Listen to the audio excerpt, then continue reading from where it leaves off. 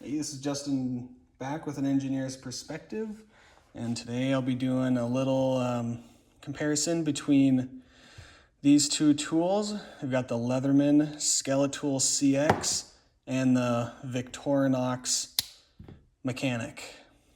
So right up front, I'm just going to mention that the Victorinox Mechanic is unfortunately discontinued.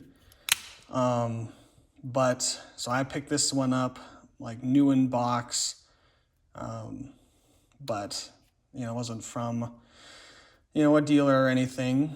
These can be had off of eBay fairly readily in what appears to be decent condition for slightly over what were normal prices. So you could probably pick one of these up off of eBay for maybe like $50-ish plus or minus $5. I think brand new these were like $40, $45. But if you're interested in having these pliers on a 91 millimeter tool, you can buy I believe it's called the Deluxe Tinker, and it's just a super tinker, which is a normal tinker with scissors, and then it adds a fourth layer that is the pliers. So that's the Deluxe Tinker. It's a 4-layer tool, so you have to decide if that's what you're interested in. Having the scissors certainly may be nice, but the 4-layer tool didn't really appeal to me. The 3-layer certainly did. And in my eyes, these two tools are kind of in the same class for me in terms of usage. So I'm gonna do a little comparison here. I've carried both of these. I've carried this one on and off for years. I've been carrying this one on and off for, I don't know, a month, maybe a little bit more than that. Not too terribly long, but most of these implements, everything but the pliers, I've been using on Swiss Army knives for years, and I've done some pretty good testing with these pliers. So I think I've been doing this long enough where I've got a good feel for what's this guy's got going on. And basically, I carried both of these. This one clips to my right pocket, this one in my left, down in there. And just whatever task I came across, I would pick the tool that I preferred for that task. And now I'm going to relay to you which one was the preferred tool most of the time, I guess. So yeah, let's get into it. So let's start with probably what a lot of people are here for, which are the pliers. So both of these have what I would call light duty pliers. Obviously the Skeletool ones are a lot bigger, so you can see a substantial difference between the two. The needle nose capability, the capability of these pliers is greater overall, but in terms of what I've been using these for, not that big of a deal or a difference. So in the past, I've done a test on the Skeletool, and I basically said this is a 1/4 inch square here, plug, that it's pretty much good for 1/4 inch fittings, but 3/8, which is what this is, are doable, but stressing it. Whereas these 91 millimeters are very good for those 1/4 inches, but they obviously won't do the 3/8 inch fittings. So keep that in mind in terms of, ouch, got a little sliver there, capability. In terms of grabbage, the Skeletool has a lot more leverage because you've got these big handles, whereas on the Mechanic, this is a pretty good lever, but you can only pull because you've got the leverage of this whole handle pulling, which is the recommended way to use pliers realistically, because my arm has more strength in a pull versus I could use my whole body in a push, but that doesn't really matter anyways. But you have to pull, because when you push, it has a little bit of a tendency to want to fold up. So this direction, that's your lever arm. This direction, just this is your lever arm. So does that make sense? You get a lot more leverage in the pull.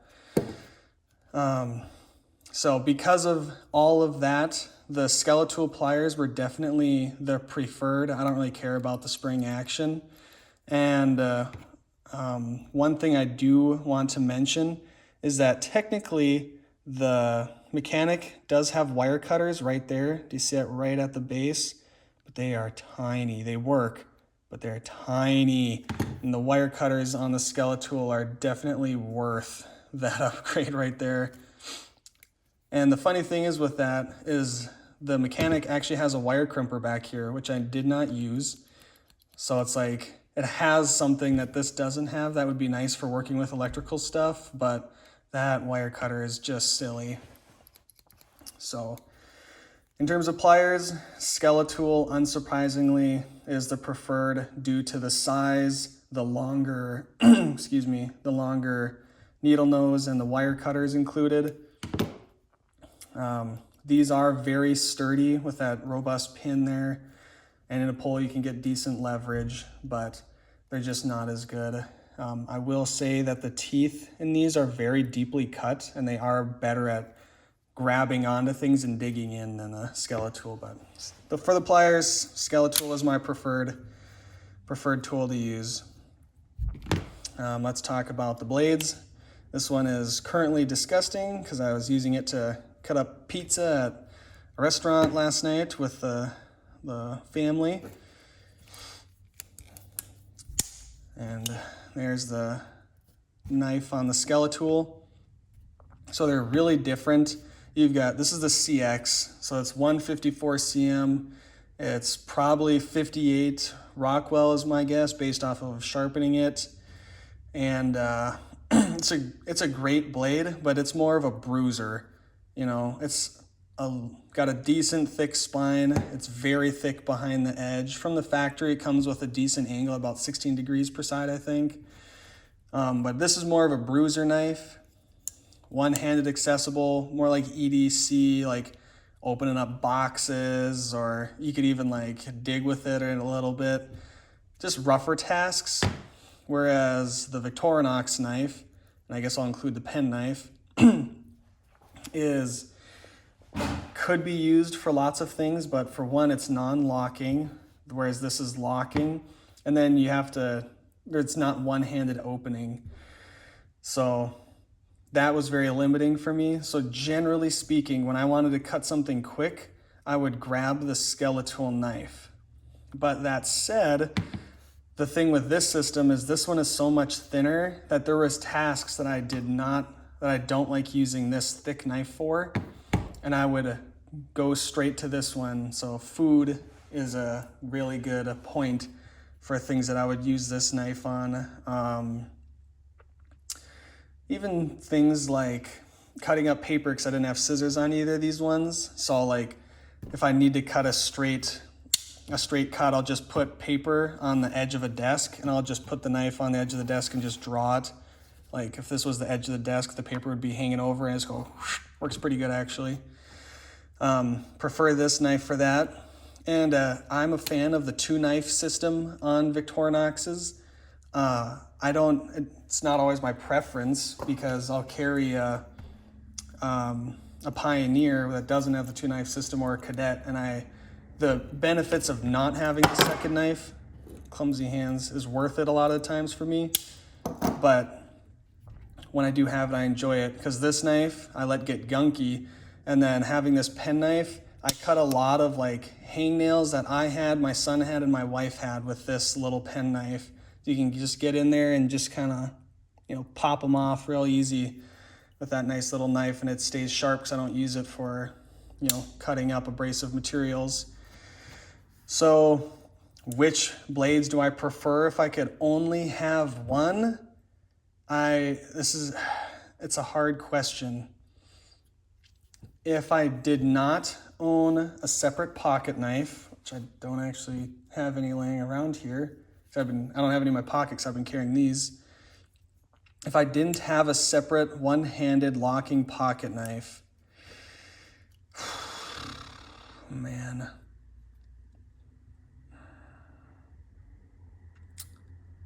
Honestly, I might prefer this Victorinox still, because the Victorinox does what the Skeletool does just fine, but the Skeletool cannot do what the Victorinox does. I know, crazy. I'm preferring this soft, you know, not fancy stainless steel over this 154 cm locking blade, one hand accessible. But if I had to choose one, I could live with this easier than I could live with this blade. But it just depends on the situation. So I'll call it a tie, and it depends on you, what your preferences are. But if you've got a separate locking blade, then this is easily makes more sense to me. But so that's the blade. So pliers and blade, those are the major ones. And the last major one is drivers. So let's get those out. So we've got the Phillips driver back there. So there's the T-handle Phillips, your flat, and then I do use this one as a small flat and as a Phillips, as like an inline Phillips sometimes.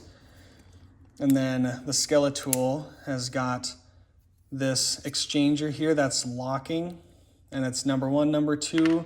And then I chose this one out specifically, but it does carry a second one in there, and I have the MSD flathead, which is the same size as the one that comes on like the Wave. Yeah, it's just a quarter there. Not quite, maybe it is. Not quite. So, is it 3/16? I don't know. But anyways, so I've got the MSD on there, and then the extra small SD. I guess that's medium SD, and the extra small SD on the other side there. And that's the flatheads I like to carry with me. In this guy, and that really covers a lot of my screwdriving needs. So having this inline screwdriver with these bits that have okay reach, not great by any stretch of the imagination, but these are like real decent quality bits. I much prefer the driving capability overall of the Skeletool, but there's a few caveats to that. And number 1 is I kind of hate the T-handle Phillips. For me, when I'm using it hard, it wants to flip down, it wants to flip back. It's all over the place. I find that so many times, like I don't even have the room to have this distance, you know, like to twist around. So I have to go like, eat. I have to do this business, which is just a pain in the butt. And I just do not like the T-handle Phillips. I just don't. So really the only time I prefer this over this is for the flathead driver. So like my son is not even 4. He goes potty trained obviously, but he misses the toilet a lot.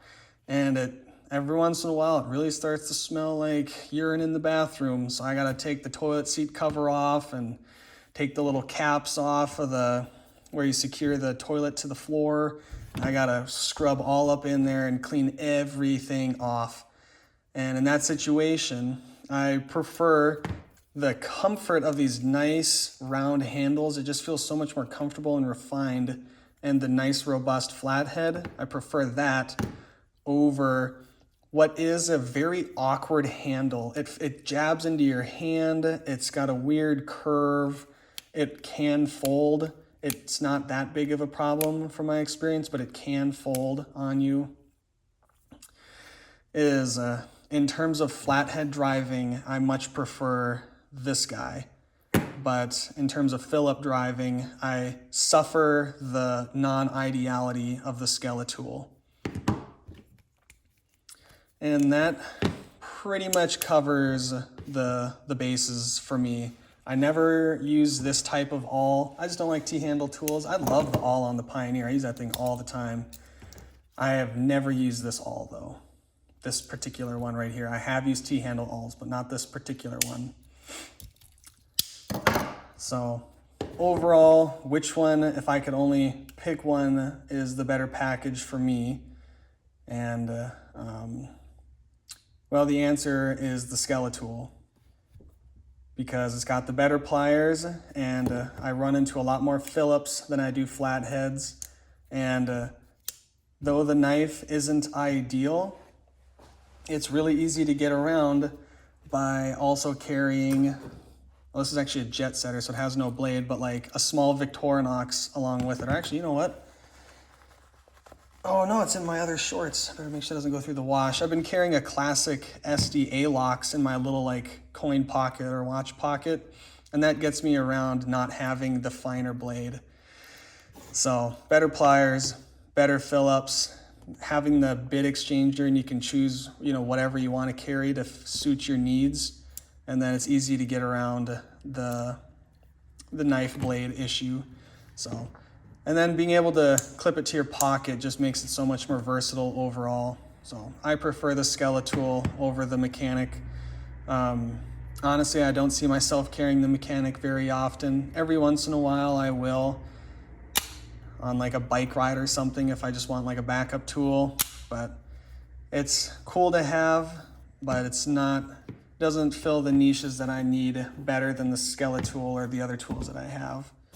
So that's been my Skeletool versus mechanic comparison video. I hope you enjoyed, and that's all I've got. Have a good one. Bye.